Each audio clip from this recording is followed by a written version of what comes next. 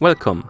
In front of me I have AMAZFIT Bip 5 and I'm gonna show you how to check the battery level on this watch.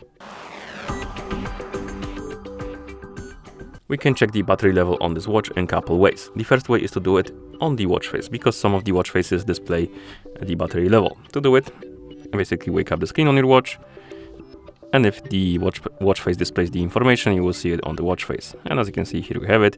If you open the watch face menu, some other watch faces will display that information, like this one or this one.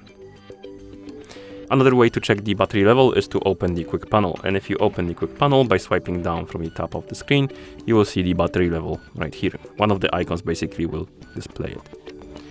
And that's how you check the battery level on this watch. Thank you for watching. If you found this video helpful, please consider subscribing to our channel and leaving a like on the video.